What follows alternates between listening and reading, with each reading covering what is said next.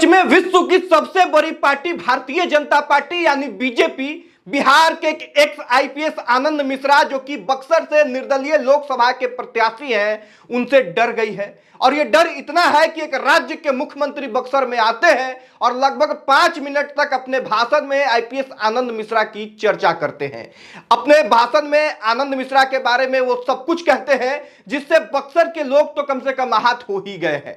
Detail में बताएंगे कि क्या कुछ कहा है असम के सीएम ने आनंद मिश्रा के बारे में और आखिर क्या वजह है कि इसी बिहार में पवन सिंह निर्दलीय चुनाव लड़ रहे हैं, इसी बिहार में पप्पू यादव निर्दलीय चुनाव लड़ रहे हैं, इसी बिहार में हिना साहब भी निर्दलीय चुनाव लड़ रही है। लेकिन ये तमाम बड़े चेहरे जो निर्दलीय कैंडिडेट है उनकी चर्चा न करते हुए बीजेपी आनंद मिश्रा की चर्चा कर रही है। क्या सच में आनंद मिश्रा बक्सर के खेल को पलटने वाले हैं?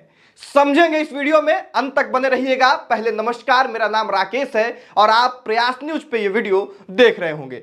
देखिए, एक तरफ जहां बिहार के तमाम बड़े चेहरे, चाहे आप पवन सिंह की बात कर लें, पप्पू यादव की बात कर लें, हिना साहब की बात कर लें, या देश के बड़े चेहरे में जो है रविंद्र सिंह भाटी की चर्चा कर ले, जो पूरे देश में इस वक्त चर्चा का विषय बने हुए हैं, इन पे बीजेपी की टिक्का टिप्पणी नहीं होती है। इन पे पप्पू यादव पे भी नहीं होती है, पवन सिंह पे भी नहीं होती है, रविंद्र सिंह भाटी जी पे भी नहीं होती है, हिना साहब पे भी नहीं होती है। चर्चा किस पे होती है? तो आईपीएस, पूर्व आईपीएस आनंद मिश्रा जी पे चर्चा होती है। वो भी अपने भाषण में 5 मिनट तक एक राज्य के सीएम, एक पूर्व आईपीएस के बारे में चर्चा करता है जो बक्सर से निर्दलीय प्रत्याशी के रूप में लोकसभा का चुनाव लड़ रहे हैं। ये सीएम साहब है और ये उसी वीडियो का स्क्रीनशॉट है जिसमें सीएम साहब आनंद मिश्रा के बारे में बोल रहे होते हैं। ये कहते हैं कि हमारे घर पे आए थे, हमारे ऑफिस में आए थे आनंद मिश्रा और कह रहा था कि हमको जो है भारतीय जनता पार्टी की सेवा करना है, मुझे जाने दिया जाए। हम जाने दिए क्योंकि हमें लगा कि भारतीय जनता पार्टी की सेवा ये करेंगे, लेकिन ये तो यहां पे आके चुनाव लड़ने लग गए। आगे सीएम साहब कहते हैं कि क्या आनंद मिश्रा के सभा में जय श्री राम के नारे लगते हैं?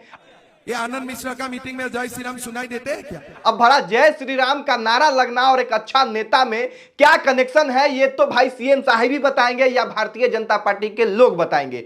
लेकिन इसके लिए आनंद मिश्रा के कुछ समर्थक सुबह से एक क्लिप भी वायरल कर रहे हैं, वो क्लिप भी पहले आप देख लीजिए। जय श्री राम, जय श्री राम। आगे इतना पे ही सीएम साहब रुकते नहीं हैं, वो कहते हैं कि वहां से आके बक्सर में बुलेट से घूम रहे हैं। अब भाई बिहार के लोग बुलेट से घूमने वाले को वोट कैसे देंगे? फॉर्च्यूनर होता ब्लैक कलर का, कोई बड़ी गाड़ी होती, हेलीकॉप्टर होता, उड़न खटोला से अगर उतरते तब भले उम्मीद किया जा सकता था कि ये उम्मीदवार विकास करेगा।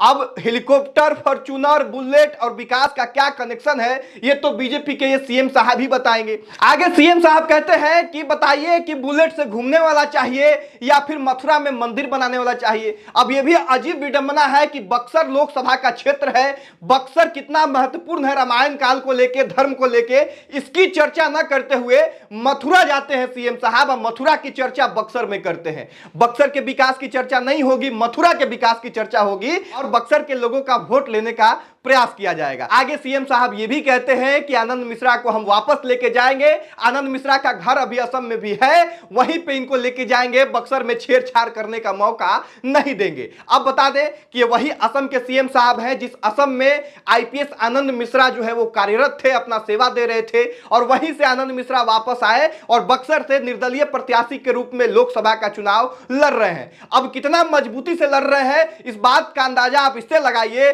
कि भोजपुरी के पावर स्टार कहे जाने वाले पवन सिंह काराकट लोकसभा क्षेत्र से चुनाव लड़ रहे हैं, पप्पू यादव पूर्णिया लोकसभा क्षेत्र से चुनाव लड़ रहे हैं निर्दलीय, हिना साहब जो है वो सिवान से निर्दलीय चुनाव लड़ रही है। ये तमाम बिहार के बड़े निर्दलीय प्रत्याशी की तो भाजपा ने चर्चा नहीं की, लेकिन पूर्व आईपीएस आनंद मिश्रा की चर्चा भारतीय जनता पार्टी के एक सीएम कर रहे हैं। इससे यह अंदाजा लगा सकते हैं कि बक्सर का चुनावी गणित क्या है, बक्सर का माहौल कैसा है। और खुद बीजेपी ने इस बयान से, इस प्रोग्राम से, इस मंच से यह साबित कर दिया है कि ये आनंद मिश्रा बक्सर में मजबूती के साथ चुनाव लड़ रहे हैं और शायद इस आनंद मिश्रा से भारतीय जनता पार्टी को डर है कि कहीं बक्सर लोकसभा क्षेत्र का चुनावी गणित खराब न हो जाए, कहीं बक्सर लोकसभा क्षेत्र का चुनाव जो है भारतीय जनता पार्टी हार न जाए। बाकी हारना जीतना आगे पीछे करने का तमाम जो हक है वो लोकतंत्र में जनता का होता है। जनता तय करेगी कि लोकसभा का चुनाव बक्सर का कौन जीतेगा।